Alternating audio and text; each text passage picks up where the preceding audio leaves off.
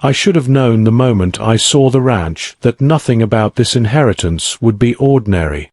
The house stood like a carcass picked clean by vultures, its windows hollow, its roof sagging under the weight of storms long past. Dust devils scurried across the yard where weeds had swallowed what once must have been a corral. It wasn't just abandoned. It felt like it had been waiting for me. The papers I carried claimed this place was mine now, passed down from my Uncle Marcus, but already something about them gnawed at me. The date on the deed hadn't sat right, as if the ink had dried after his death, not before. Still, I told myself it was grief, suspicion, the paranoia that comes from inheriting the remnants of a man you respected. I swung down from my horse and crossed the porch. The boards groaned, the sound carrying across the empty land like a warning. The front door hung crooked, its lock splintered, as though someone had forced their way in, or forced their way out. Inside, the air was stale, layered with the smell of dust, mold, and something darker beneath it, like old blood. Furniture lay where it had toppled, chairs on their sides, a lamp shattered against the wall. I had expected silence, but instead I felt the faint presence of eyes. That's when I saw her. She was standing in the kitchen, barefoot on warped wood, wearing a dress that might have once been white. It was torn, smeared with dust and stains I didn't want to identify. Her hair was dark, tangled, strands plastered to her face with sweat and grime. But what caught me wasn't her state. It was her stillness. The kind of stillness you find in animals backed into corners, every muscle poised to spring. In her hands was a kitchen knife, rusted, dull, but gripped like she'd already decided how far she would go with it. She didn't shout, didn't tremble. She simply said words that froze me where I stood. "You don't leave this place alive unless I decide it." The way she said it, calm, measured, stripped of any emotion, made it sound less like a threat and more like a fact. I let the saddlebag slip from my shoulder, its weight hitting the floor with a thud that echoed like a gunshot. She didn't flinch. Her eyes, black, burning, relentless, never left mine. Behind her, I noticed bedding rolled in the corner, empty cans stacked neatly against the wall, and markings scratched into the plaster, rows upon rows of lines like someone counting days. The ranch had been deserted for years. Everyone in town swore it.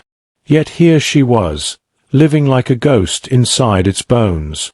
I tried to speak, to tell her there'd been a mistake, but she cut me off with a look sharp enough to silence me. "You think you came here by choice," she said, her voice low but steady. "But you were sent. They wanted you here, which means they'll be following." I wanted to dismiss it. The rant of someone broken, half-crazed from hiding. But there was no madness in her tone. There was only certainty. I stepped back toward the door, every instinct screaming at me to leave, to ride away from whatever nightmare had rooted itself in these walls. But she mirrored my movements with uncanny precision, closing the distance instead of opening it. "You don't understand," she continued. "When they come, they'll ask why you kept me alive.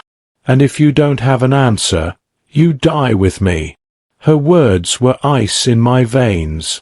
I had inherited debts, land, and disappointment from my uncle. But what I hadn't known, what no paper had told me, was that I'd also inherited her. And the secret she carried was the kind that men killed to keep buried. At that moment, faint at first, I heard it, the distant rhythm of hooves. 3, maybe 4 riders. The sound rolled across the dry earth like the ticking of a clock counting down. She heard it too, and for the first time, I saw her mask slip. Fear, raw and sharp, flashed across her face before she forced it down again. "They're here," she whispered. Before I could ask who, she was already moving, her hands working the wall behind her. A panel shifted, opening into a narrow black space. She looked at me once, her expression flat, unreadable. You follow, or you die. And just like that, the last fragments of choice I thought I had disappeared. The space behind the wall was no wider than a coffin, and crawling into it felt like stepping into my own grave. The panel shut behind us, plunging everything into black so thick I could taste the dust in my mouth. My breathing sounded too loud, each exhale scraping against the silence. She pressed against me in the cramped dark, her hand finding my arm, anchoring me in place. Through thin cracks in the wood, faint light spilled into our prison. It was enough to see slices of the kitchen we'd just abandoned. Enough to watch as the sound of hooves grew into the sharp jangle of spurs on wood. The front door didn't open. It shattered inward. Splinters flew across the room as 3 men stormed inside. Their voices carried the harshness of another tongue, German, maybe Dutch, thick accents carved into every word. "She's been here," one of them said. His boot scraped the floorboards, scattering the ashes still lingering in the fireplace. "The fire's recent." My pulse hammered. The men weren't just looking for food or shelter. They were hunting. The woman's grip on my arm tightened, and her lips brushed my ear in the darkness. "If they find us, you tell them you don't know me.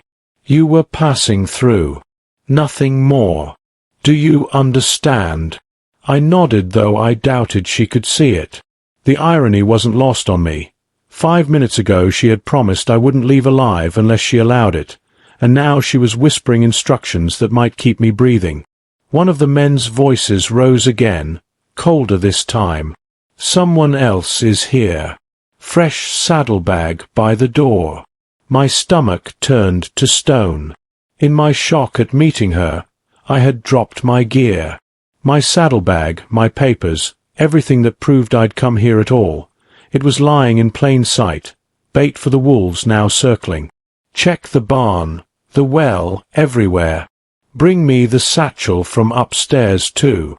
A pause. Then footsteps thundering overhead. Furniture smashed against walls. The sound of drawers overturned. They were tearing the house apart piece by piece.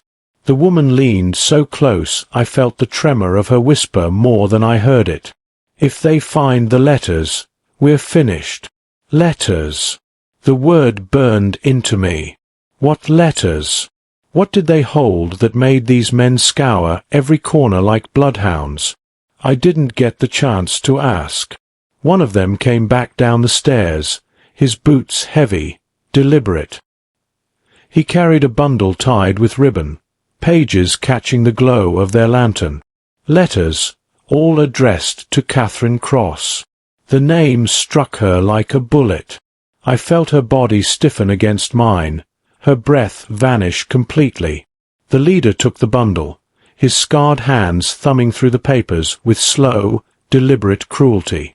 Silver hair caught the lamplight, his features carved by years of violence. He spoke the name as though savouring it. Catherine Cross. So that's what she calls herself now. A chill spread through me. She wasn't just hiding. She was being hunted. The scarred man tucked the letters inside his coat. "We leave the house standing. She'll come back for these eventually. When she does, we'll be waiting."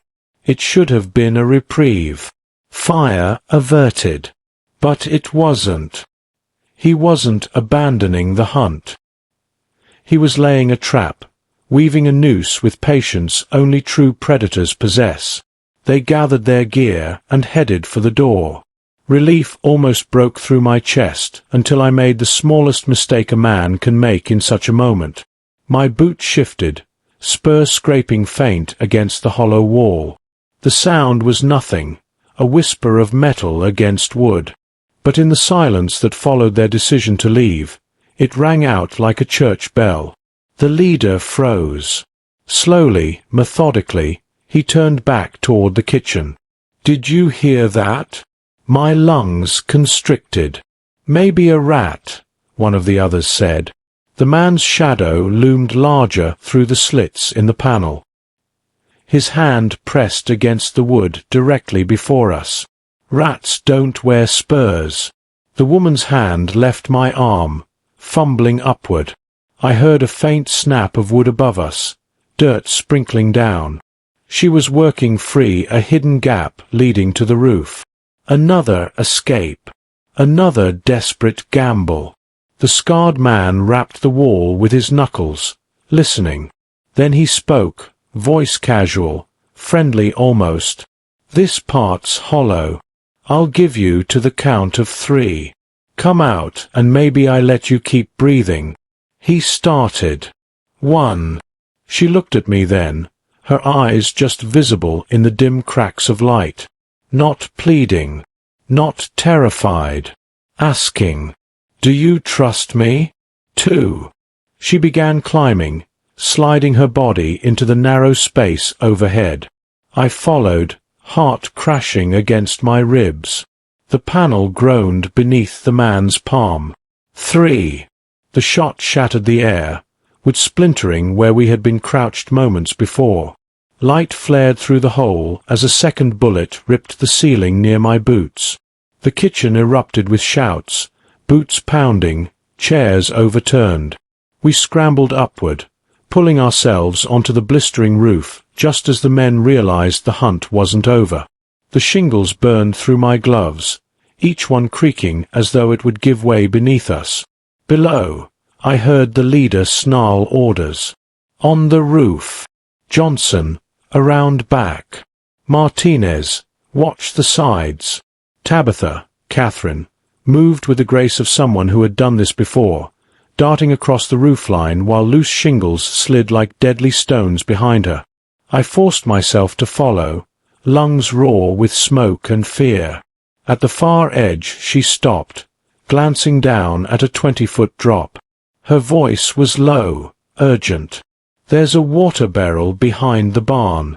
If we hit it right, we live. And if we don't?" I asked, though I already knew the answer. She didn't smile, didn't blink. "Then we die quick instead of slow." And without hesitation, she leapt into the void. She vanished over the edge, swallowed by the drop. For a heartbeat I thought she had misjudged, that I would hear the crack of bone on hard earth, but instead there came a splash, water spraying against the barn wall. She had hit the barrel. I had no time to think. Shouts erupted below, rifles clattering as the men circled the house. The shingles trembled under my boots, one already sliding loose. With a curse I pushed off the roof, praying to hit what she had. The impact was brutal. My shoulder clipped the rim of the barrel, tipping it sideways.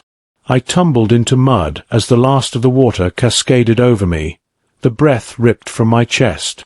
Pain lanced through my arm, but nothing felt broken. I was still alive. She was already there, pulling me to my feet with strength that belied her frame. "Move!" We sprinted toward the trees, boots sinking into the wet ground. Behind us came the crack of a rifle. Bark exploded from a cottonwood inches from my skull. Another shot followed, closer, forcing me lower.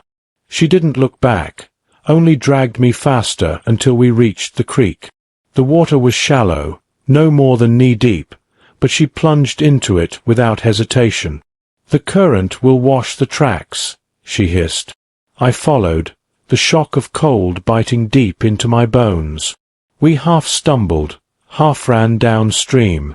My lungs burned, every breath ragged. Behind us, voices carried, angry, coordinated. These weren't drunken cowhands chasing shadows. They were hunters who had done this before. I forced the words out. Who are they? Men who think they can own everything, including me. There was venom in her tone, but something heavier too. A history I couldn't yet grasp. We pushed on, the water deepening to our thighs, slowing every step. Then came a sound that froze me more than bullets ever could. Dogs. Their barking rolled down the canyon, echoing off the walls. "They brought hounds," I muttered. Her face was pale, eyes sharp with calculation. "Then we buy time. Nothing more." We pressed deeper, the current tugging at us like greedy hands. My legs ached, my shoulder throbbed, but the fear drove me forward. When we finally ducked beneath a willow overhang, she yanked me close, her grip urgent. Her words came in a rush, as if she'd been holding them back for too long. "Your uncle didn't die of fever." I stared at her, stunned. "What?" She looked away, jaw tight. "They told the town it was sickness. A lie. Heinrich Weiss killed him slow. And he made me watch." The name hit me like a hammer. The scarred man. The one who had held the letters, smiling like death itself. "That's impossible," I said, though even as the words left me I heard how hollow they sounded. "Marcus died in his bed. The doctor confirmed it." Her eyes cut back to mine, cold and certain. The doctor was paid to confirm it. The world tilted beneath me. My uncle, the man who taught me honesty mattered more than wealth, who once rode 20 miles to return a penny of change, murdered, tortured. My chest ached as though grief and rage were tearing it in two. She pulled me lower into the shadow of the willow. Marcus had evidence. Proof Weiss was selling weapons to the tribes, stirring up blood for profit. He planned to give it to the marshals. That's why Weiss came. That's why Marcus is dead. And why I'm still breathing, barely. I wanted to deny it, to call it madness. But deep down, I already knew it was true. The strange deed, the letters, the hunters. It all fit. "Why you?" I whispered. Her expression softened for the first time. "Because I was Marcus's witness. I recorded the shipments, the dates, the names. I was a teacher before all this. I could write better than most men. He trusted me." The truth landed heavier than any bullet. She wasn't some drifter who had stumbled into the ranch. She was part of Marcus's fight. And now, by inheritance, part of mine. Gunfire cracked nearby. A branch splintered above us. Shouts echoed. The men were closing. She gripped my hand, pulling me deeper into the creek. "There's more you don't know. But if you want to live, we keep moving." The dogs' howls were closer now, a chilling chorus carried by the wind. Ahead the creek opened into a wider valley, flat, exposed, impossible to cross unseen. She stopped, her eyes on me, fierce and unyielding. "Listen carefully," she said, her voice trembling with urgency. "What I'm about to tell you will change everything you think you know about Marcus. Everything." Behind us the pursuit grew louder. Boots crashing, dogs baying, rifles loading. And there, in the rushing creek, she looked at me as though deciding whether to damn me with the truth or save me by silence.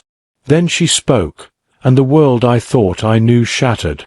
Her words hit me like the crack of a rifle. Marcus wasn't just keeping records. He wasn't just planning to hand Weiss over to the marshals. He was one of them. I froze mid-step, water swirling around my knees. One of who? Her gaze locked on mine, steady and merciless. A federal informant. Washington sent him west to expose the weapons trade. Guns funneled through settlers, through Weiss, into every outlaw gang and hostile tribe willing to pay. He was gathering names, routes, everything. He was close to finishing when Weiss caught wind of it. That's why he died. The creek roared in my ears, drowning everything else. My uncle, a government agent? I remembered his tired eyes, his quiet laughter over supper, the long nights scribbling by lamplight. I thought he was balancing accounts. In truth, he was building a noose for monsters. And now, that noose was around my neck. Before I could speak, the dog's howls split the air. Closer. Too close. Catherine pushed me forward, urgency blazing in her voice. If they catch us out here, we're finished. Run. We surged from the creek, boots squelching in the mud as we darted into the valley. Open ground stretched before us, broken only by a scattering of scrub and rocks. The moon slid from behind a cloud, throwing us into silver light. Too exposed. A rifle cracked. Dirt spat at my feet. Another shot whined past my ear. The hunters had us in their sights. Down! Catherine shoved me flat just as a third bullet shattered stone inches from my skull. My chest slammed the earth. Breath knocked from me. She crawled ahead, dragging me toward the largest outcrop, a jagged wall of rock rising like a broken tooth from the valley floor. We reached its shadow as another volley struck sparks from the stone. The air reeked of gunpowder. Catherine ducked behind cover, panting, her pistol in hand. She only had 5 shots left. I remembered the weight of her weapon from when she'd first pointed it at me. 5 bullets against a pack of killers. The barking grew louder. The dogs broke from the tree-line, snarling, teeth flashing white. Shadows followed. 3 men, rifles raised, moving with the patience of wolves. Catherine leveled her pistol, jaw tight. "You ever shot a man before?" I shook my head, heart hammering. "Only deer. Then tonight you'll learn the difference." She shoved the weapon into my hand. The cold iron felt heavier than any rifle I'd ever held. My fingers trembled against the grip. "Wait for my signal," she whispered. Then she was gone, slipping from cover like smoke, circling wide. The first dog lunged, claws raking stone. I lifted the pistol, breath shallow, every instinct screaming to flee. The beast's eyes burned in the moonlight. My finger squeezed. The shot split the night. The hound collapsed mid-leap, body twisting. Silence lasted less than a heartbeat before the valley erupted in gunfire. Bullets chewed the rocks around me. I fired again, wild, blind, desperate. One of the men cursed, staggering back. Another shouted orders in German, his voice sharp with fury. Then Catherine struck. She dropped from the shadows onto the nearest man, blade flashing. He screamed as steel opened his throat, his rifle clattering to the dirt. She snatched it up and rolled to cover before the others could fire.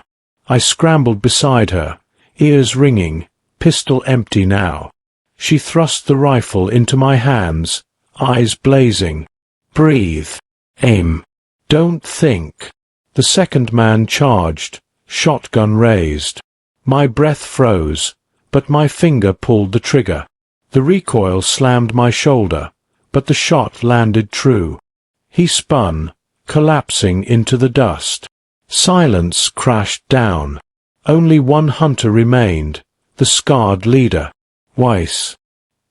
He stood just beyond the moonlight, calm as death itself, revolver dangling at his side.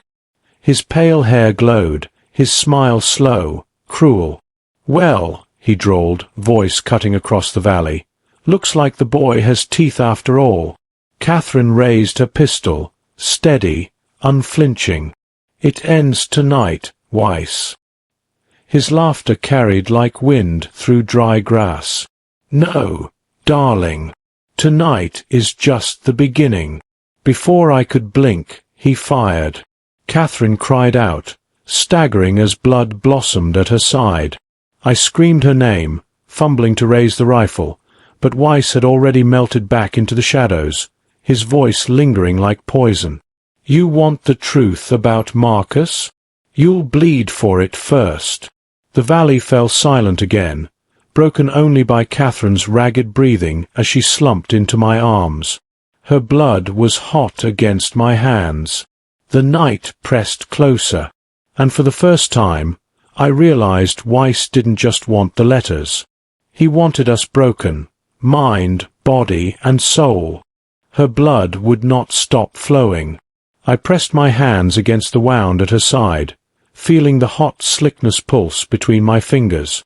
She hissed through clenched teeth, but didn't cry out, didn't falter, even as her body trembled. "Stay awake," I begged her. "Don't close your eyes." "I'm not a child," she muttered, her voice strained. "I've been shot before." That single sentence told me more about her life than any confession could. She had lived with violence long before I stumbled into this nightmare. We couldn't linger. Weiss's men were scattered, yes, but not gone. More would come when the gunfire reached their ears. The valley had become a graveyard of echoes, every shadow heavy with threat. I slid my arm around her waist, half dragging, half carrying her toward the rocks. She fought me at every step, insisting she could walk on her own, but I ignored her pride. Pride wouldn't keep her alive. We found shelter in a shallow cave carved into the cliffside. Just enough room to crouch, just enough darkness to hide us. I eased her down against the stone, her breath ragged. "We'll need fire," I whispered, already thinking of warmth, of infection. "No fire," she snapped, gripping my wrist with surprising strength. "Smoke will draw them. Bandage it. Nothing more." Her stubbornness infuriated me, and steadied me. She would not allow herself to die easily, and I would not allow her to die at all. I tore strips from my shirt, binding them tight around her wound. She hissed again, fingers digging into the dirt, but she endured. When I finished, sweat streaked her brow, yet her eyes still burned with clarity. "They'll keep hunting," she said. "Weiss won't stop. Not until he has what Marcus died for. The letters. The evidence. Everything that had been hidden in those restless nights of writing. Where is it?" I asked. Her gaze flickered, as though weighing the danger of telling me. Finally, she sighed. "Not far. Marcus buried it beneath the old windmill at the ranch. That's why Weiss wants the land in your name. He knows you'll inherit more than property." My stomach turned. All this blood, Marcus's, hers, mine, spilled over a secret buried in the dirt I called home. The cave pressed in on us, suffocating in silence. I tried to quiet my breathing, to listen beyond the thud of my own heart. Somewhere far off, a dog barked. Then another. "They'll sweep the valley," I said. She nodded weakly. "Then we move before dawn." Her resolve shamed me. She was bleeding, broken, yet still speaking of survival as though it were a certainty. I had grown up in Marcus's shadow, comfortable, naive. Now I was asked to carry his fight. The thought terrified me. Hours crawled by in the cave. I held her hand, afraid it would grow cold if I let go. She dozed fitfully, whispering fragments of memory, names I didn't recognize, places lost to me. Once she said Marcus's name, soft as prayer, and I felt both pride and jealousy twist inside me. When the sky paled, I shook her gently. Her eyes opened, heavy-lidded but sharp. "It's time," I said. We moved slowly, her weight on my shoulder. The valley stretched before us, washed in grey light. Mist clung to the ground, masking us, but also blinding us. Each step felt like trespass into a world owned by death. We followed the creek again, letting the water erase our trail. Twice we froze as shadows moved through the fog, men with rifles, calling in low tones. My hand tightened on the borrowed gun, but Catherine only squeezed my arm and pulled me deeper into the mist. Her calm saved us. At last the land rose, and from its crown we could see the ranch in the distance. Smoke curled from its chimney, our chimney. Someone was already there. I felt rage boil in me. Strangers had taken what was mine. What was Marcus's? What he died for? We can't just walk in, I muttered. No, Catherine agreed. We wait until nightfall. Then we take back what belongs to him. Her words hardened me. The boy who hesitated with a pistol the night before was gone. I could feel it. My hands still shook, but with fury now, not fear. We hid among the rocks, watching as figures moved about the ranch. Armed men, patrolling, guarding. Weiss's army. Beside me, Catherine's breath rasped shallow. Her bandage was soaked, crimson creeping through the fabric. She tried to hide it, but I saw. You can't fight like this, I said. Her lips curled in the faintest smile. Then you'll fight for both of us. The weight of her faith settled on me like iron. For the first time, I did not shrink from it. The day passed slow as death. We drank from the creek, ate nothing. The sun fell, the shadows deepened, and the ranch lights flickered to life one by one. Catherine stirred, her hand finding mine. When we go back, she whispered, you'll see the truth with your own eyes. And when you do, you'll understand why Marcus chose to die for it. Her words sank deep, chilling me. Chosen to die, not simply murdered. He had embraced it, sacrificed himself so the truth might outlive him. Now it was my turn. Night wrapped the valley in silence. I rose, rifle in hand, heart beating steady for the first time since the nightmare began. We go for the windmill, I told her. She nodded, and though her body trembled, her eyes shone with the same fire I remembered in Marcus. Together, wounded and afraid yet unbroken, we began our crawl back to the place where everything started. The ranch awaited. So did Weiss. And beneath the earth, the secret that would either save us or damn us forever. Night fell like a veil of iron. The ranch lay before us, lit by lanterns swaying in the breeze, shadows of armed men drifting across the yard like restless ghosts. My family's land, my uncle's home, now crawling with Weiss's soldiers. I clenched the rifle in my hands, the wood slick beneath my palms, my jaw tight enough to crack teeth. Beside me, Catherine's breath was shallow, ragged. Every step she took seemed stolen from death itself, yet she refused to falter. Even wounded, even pale as ash, her eyes burned with the same fire Marcus must have carried when he faced Weiss. We lay low among the rocks, studying the patrols. 2 men circled the barn, rifles loose but ready. Another leaned lazy against the porch, smoking. Beyond them, the silhouette of the windmill cut the night, its blades creaking in the wind. There, Catherine whispered, her finger trembling as she pointed. That's where Marcus hid it. Beneath the roots of the windmill. A box, small but heavy. I swallowed hard, staring at the crooked shadow. That was where everything led. The truth, the danger, the reason Marcus bled out in the dust. And now it was mine to claim. How do we get there? I asked. Her lips curved faintly, though it wasn't a smile. Quietly. And with luck. Luck had abandoned us long ago, but I didn't say it.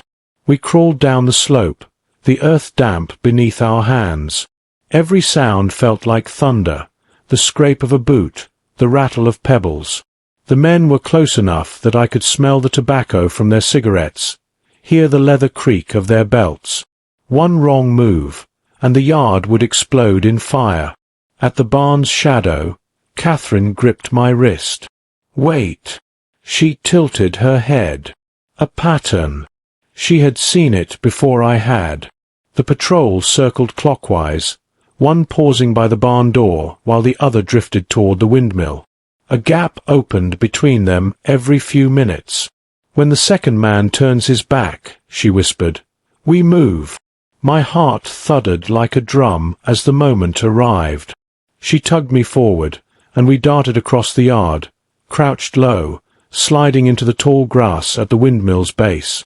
The wooden beams loomed above us, groaning in the night air. My fingers dug into the soil, pulling at weeds, searching. Catherine knelt beside me, pale, her strength failing, but her hands worked steady. At last, her nails scraped wood. She gasped. Together we tore the earth away until a small box emerged, iron-bound, worn with age.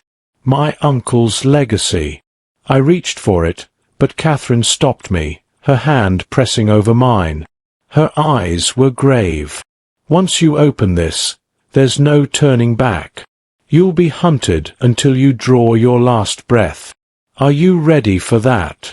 I thought of Marcus's tired eyes, of Catherine bleeding for me, of Weiss's cruel laughter echoing through the valley. My answer came like steel. "I already am." We dragged the box free. The lock was simple. Marcus never intended to keep it from allies, only from thieves. A quick strike with the rifle, but cracked it. Inside lay a bundle of papers, bound tight with twine. Letters, receipts, maps, dozens of them, all marked with names and figures. Evidence of a network. A spider's web stretching from frontier towns to cities back east, all tied by Weiss's hand. I flipped through them, my blood running cold. Transactions for rifles, crates of ammunition, even cannons stripped from federal stockpiles. The sums were staggering. Enough firepower to arm an army. Enough to break the fragile balance of the frontier forever. Catherine's hand trembled as she traced one page. This is bigger than I feared. Weiss isn't just smuggling. He's preparing for war. Before I could respond, a voice rang out across the yard. "Well, well, looks like the boy found his inheritance." I froze. Weiss stood on the porch, lantern light painting his scarred face in gold and shadow. His revolver hung at his hip, casual, certain. Around him, rifles glinted in the hands of his men. We were surrounded. Catherine rose unsteadily, pistol drawn, though her arm shook with pain. I leveled the rifle, forcing my hands to steady. Weiss laughed, soft and cold. "Your uncle thought he could play the game, thought he could trick me, bury my work in the dirt of this land. And now you think you'll finish what he started? Foolish blood runs deep in your family." I spat into the dirt. "You killed him." His smile widened. "No, boy. Marcus killed himself. By standing in my way." The rage that surged through me nearly broke my grip on the rifle. My vision blurred, the sound of my heartbeat drowning out everything else. For the first time I wanted, not survival, not escape, but to kill. But Catherine's voice cut through my fury. "Not here," she whispered. "Not now. Live long enough to finish this." Weiss's eyes glittered, amused. He stepped forward, slow, deliberate. "Run if you like. I'll always find you. You carry Marcus's ghost on your back now, and ghosts are heavy things." The circle of men tightened, rifles raised. Catherine's hand squeezed my arm, her meaning clear, fight or die. I lifted the rifle. My voice was steady when I spoke. "Then come take him from me." The first shot split the night, and the ranch exploded into fire. The night shattered with fire. The crack of rifles, the thunder of boots, the acrid taste of powder. Chaos swallowed the ranch whole. Lanterns toppled, flames licking the air as shouts split the darkness. I fired blindly into the swarm, the rifle's kick slamming into my shoulder. A man screamed, crumpling in the yard. Another charged from the porch, and Catherine's pistol barked once, sending him sprawling in the dust. "Move!" she gasped, gripping my arm. Her voice was weak, but her eyes were sharp. "We can't fight them all." She was right. For every man that fell, two more emerged from the shadows. Weiss had brought an army, and we were just two souls bleeding against the tide. Clutching the iron-bound box to my chest, I pulled Catherine toward the barn. Bullets tore the air, splintering wood, kicking dirt into our faces. She stumbled, her breath hitching, and I nearly dropped the box to catch her. Inside the barn, darkness swallowed us. The air was thick with hay and old wood. I barred the door with a length of timber, though it would never hold for long. Catherine collapsed against a post, her hand pressed hard against her wound. Blood seeped through her fingers, staining the floor. "You can't keep going like this," I said, panic clawing at me. Her smile was thin, weary. "I'll last as long as I must. Long enough to see this through." Outside, voices barked orders. They were circling, preparing to storm. My mind raced. The barn was a coffin if we stayed. But in the corner, half buried under hay, I saw Salvation, Marcus's old wagon. Rusted, battered, but with wheels still true. A team of horses stamped nervously in their stalls, ears twitching at the gunfire. "We're leaving," I said. Catherine frowned. "You can't drive a wagon through that yard. They'll cut you down before you make it to the gate." "Then we don't go through the gate," I snapped. My eyes fixed on the far wall, where loose planks let in moonlight. Beyond them stretched open fields, the valley itself. She followed my gaze. For a heartbeat, silence hung between us. Then she nodded. Marcus would have liked that. We worked fast, adrenaline carrying us. I hitched the horses, hands shaking, while Catherine loaded the box into the wagon. Every second, I expected the barn doors to burst. And then they did. Men surged in, lanterns blazing. Shouts rose as rifles lifted. I dove for the wagon, snapping the reins. The horses lunged forward just as bullets tore the air. The wagon smashed through the far wall in a shower of splinters. The valley opened before us, silver with moonlight. The horses thundered into the night, hooves drumming like war. Behind us, Weiss's men poured out, their shots chasing us like angry wasps. Catherine fired back weakly, each shot buying us another breath of freedom. I held the reins tight, urging the horses faster, the box bouncing at my feet. But freedom was fragile. The wagon rattled over stones, lurching dangerously. Catherine cried out as she was thrown against the side, her wound tearing open again. "Stay with me!" I shouted, but her head sagged, her pistol slipping from her grasp. I pressed the reins into one hand, the rifle into the other, firing wildly behind us.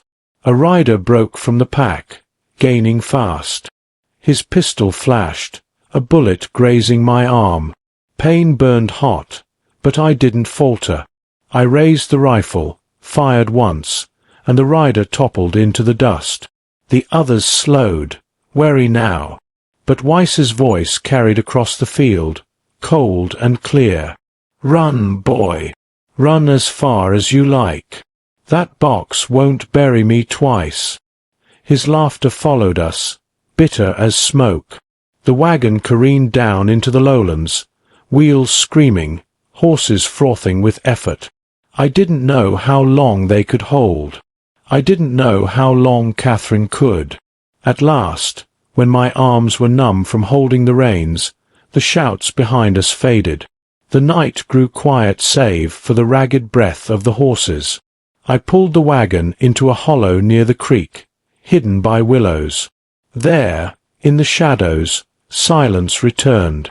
Catherine lay slumped, pale as moonlight. I knelt beside her, pressing my hands over her wound again, but the blood kept coming. "Don't," she whispered, her voice faint. "Save your strength. Not me."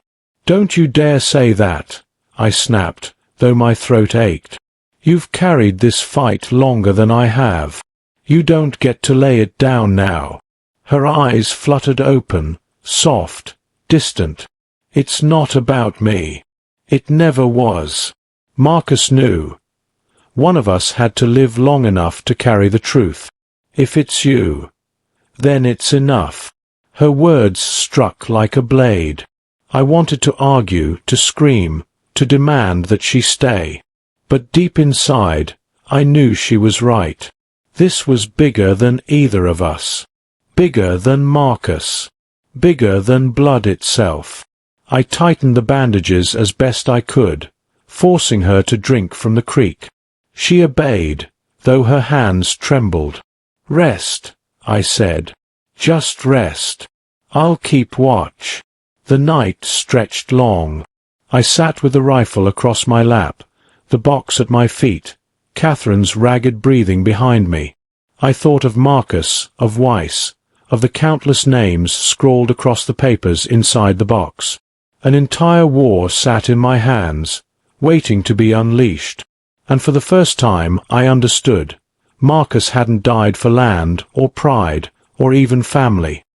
He had died to place this burden on me, to pass the fire on. I looked up at the stars, their cold light spilling across the valley, and swore an oath to them. Weiss would not win. Not while I breathed.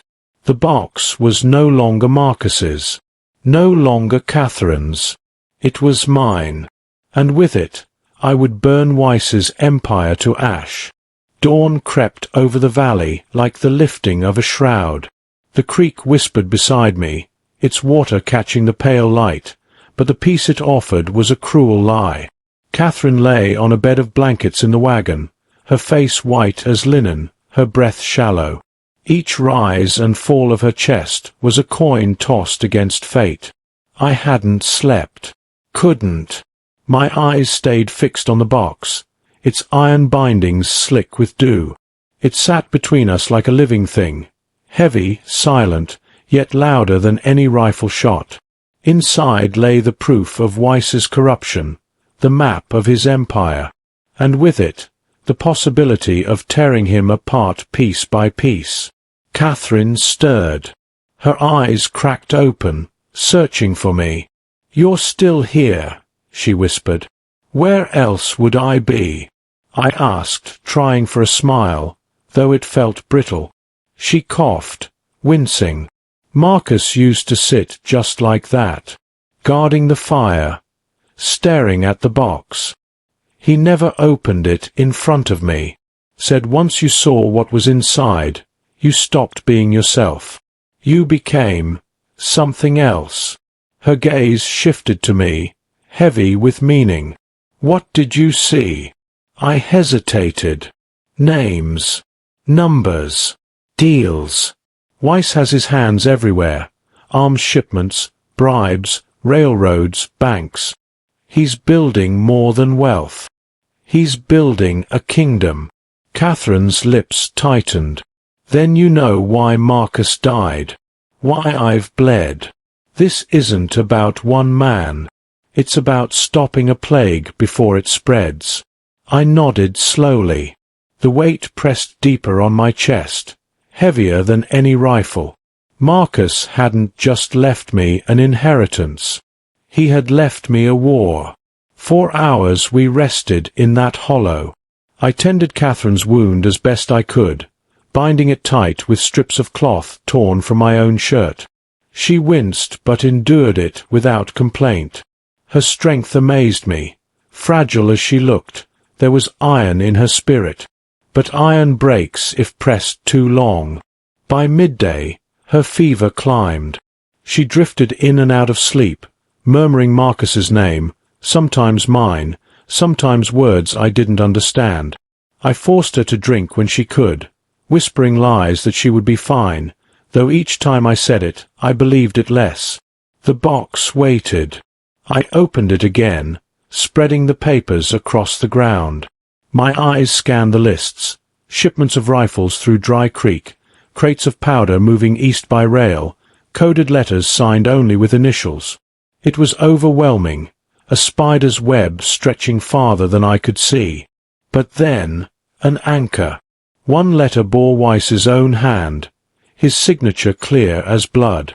A deal struck with a colonel at Fort Darrington, trading weapons in exchange for land rights. Proof undeniable. Proof that would damn him in the eyes of law and army alike. My pulse quickened. If I could get this into the right hands, Weiss's empire could crumble. But to deliver it, I needed allies. I thought of Sheriff Alden in Ironwood, an honest man in a crooked world. He had no love for Weiss, though fear often kept him leashed. If I placed this in his hands, he might finally act. It was a dangerous gamble, but so was every breath I took now. By nightfall, I had a plan. We would ride north to Ironwood, carrying the evidence straight into the sheriff's office. From there, the fight would spread, into courts, into streets, into Weiss's own strongholds. When I told Catherine, she smiled faintly, her eyes closing again. "Marcus would be proud," she murmured. "Not because you fight, but because you choose the harder path." Her words burned in me, hotter than fire. That night, under stars sharp as knives, I hitched the wagon once more. The horses were weary, but they obeyed. Catherine lay swaddled in blankets, her breathing ragged. I kept the rifle at my side, the box at my feet, the road stretching ahead like a line drawn between life and death. The journey to Ironwood was brutal. Days of dust and silence, nights of unease. Every shadow looked like Weiss's men, every sound like a rifle cocked. Twice I spotted riders on the horizon, their silhouettes black against the sun. Scouts, maybe. Hunters. I drove the horses harder, cutting through dry gullies, hiding in canyons until they passed. Catherine worsened. By the third day, her fever broke into delirium. She clutched my arm, whispering half-formed sentences, fragments of memory. Marcus said, "The fire has to burn, even if it burns us too." I held her hand tight, refusing to let it slip away. At last, Ironwood rose before us, a scatter of rooftops, the steeple of a church, the distant clang of a blacksmith's hammer. Civilization, fragile but alive. Relief flooded me, but it was short-lived. As we entered the outskirts, townsfolk stared. Their eyes lingered on the wagon, on Catherine's pale figure, on me, dusty, armed, wild-eyed. Whispers followed us. And then I saw it, nailed to the post outside the saloon, fluttering in the wind. A wanted poster. My face. My name. A bounty large enough to make any man turn hunter. Weiss had moved faster than I feared. Catherine stirred weakly, seeing it too. Her lips curved in a bitter smile. "He knows you're coming. He's waiting." I clenched the reins, the paper burning in my vision. There was no going back. No hiding. If Weiss wanted me, then let him come. But first, I would deliver Marcus's truth. I steered the wagon toward the sheriff's office, every eye in town watching. The box thumped at my feet with every jolt of the wheels, as if reminding me of its weight. Inside lay Weiss's downfall, or my own, and before the sun set, one of us would bleed. The sheriff's office smelled of ink, dust, and tobacco. Sheriff Alden sat behind his desk, his weathered face hard to read, eyes fixed on the box I had set before him. "You're telling me Marcus left this in your hands?"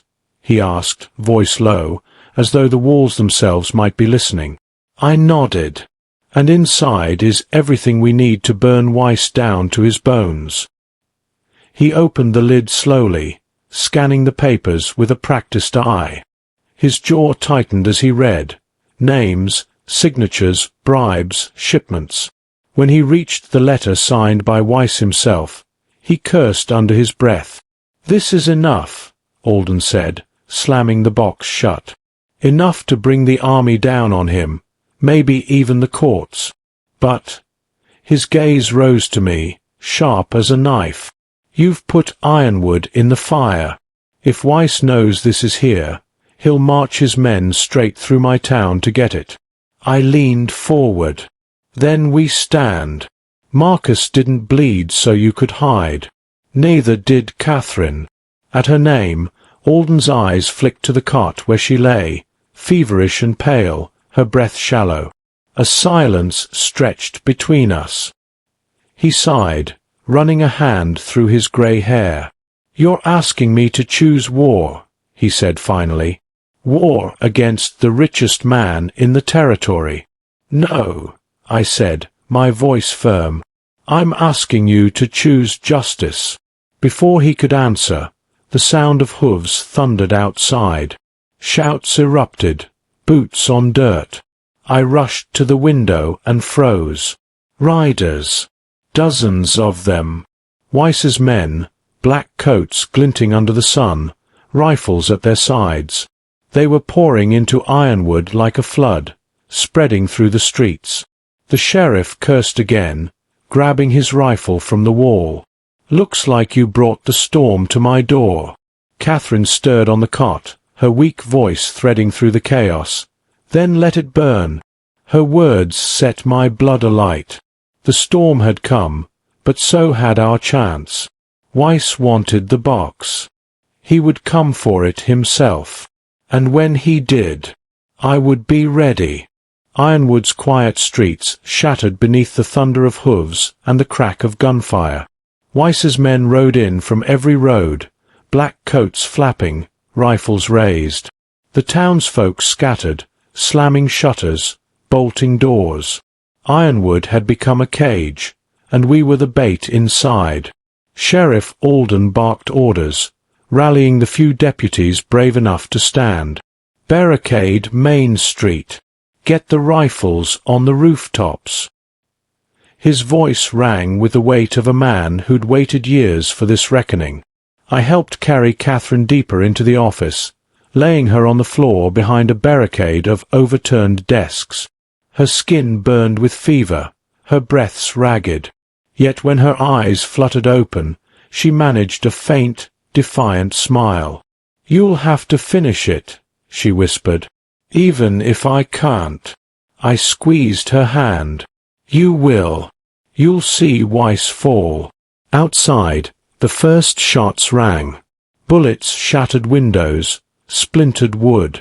The deputies fired back, smoke curling into the sky. I grabbed my rifle, every sense sharpened.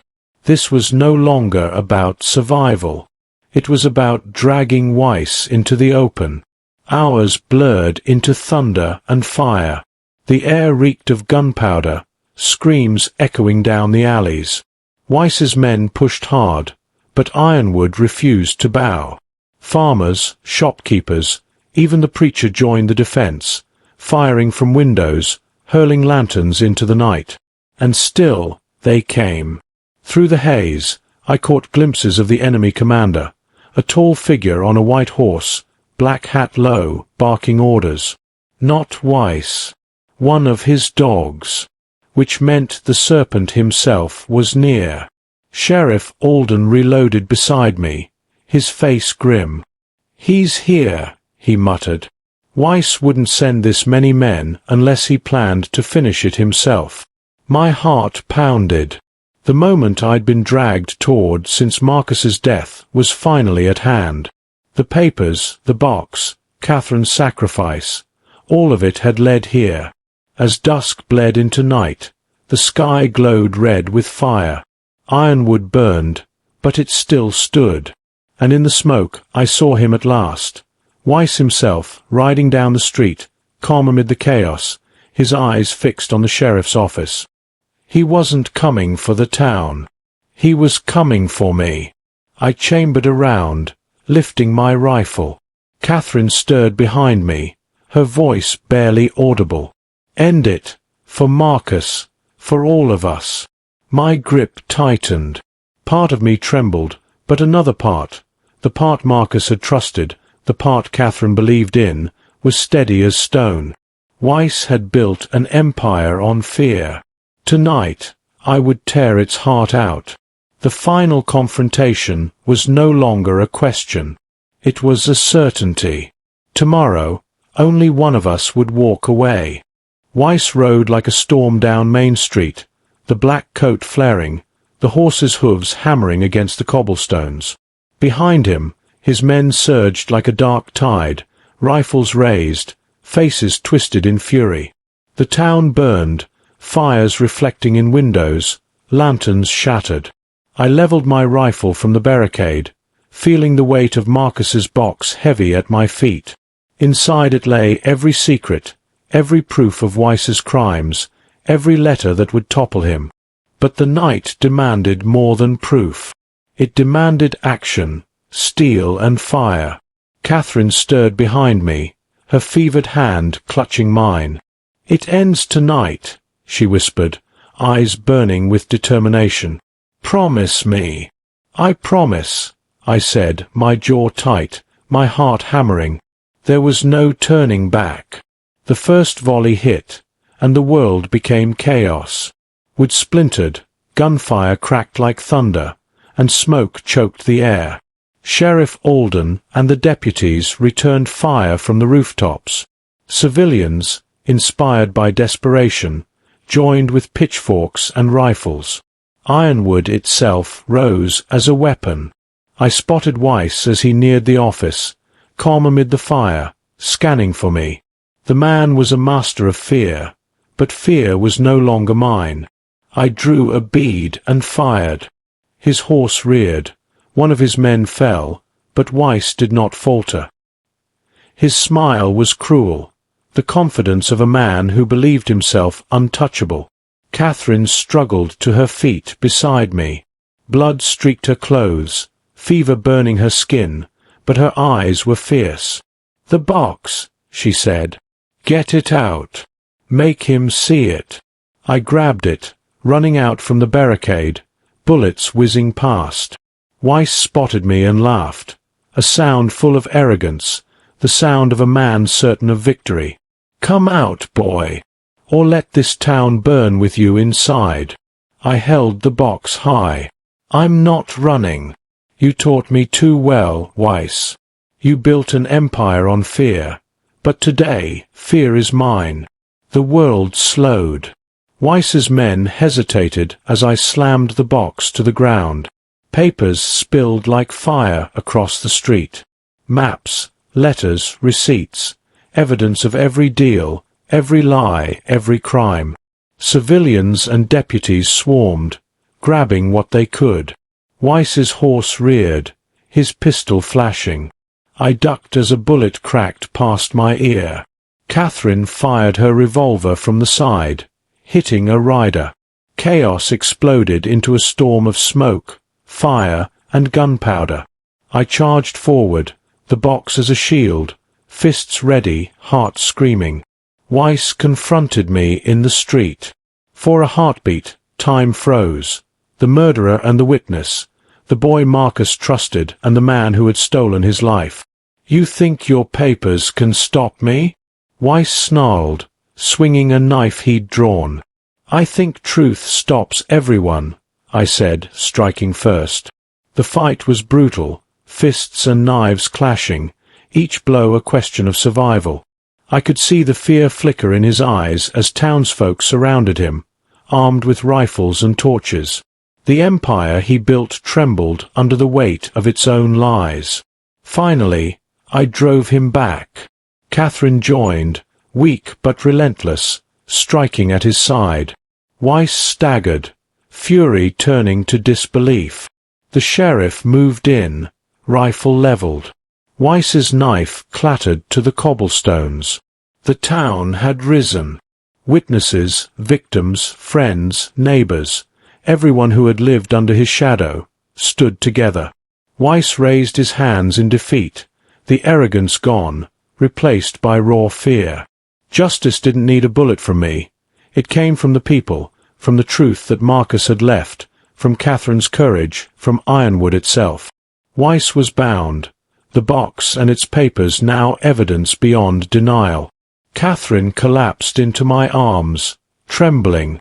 "It's over," she whispered. "Yes," I said, tears streaking my face.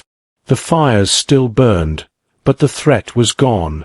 Weiss's empire, built on greed and fear, had crumbled in a single night. We stood there, bloodied, exhausted, the dawn breaking over Ironwood.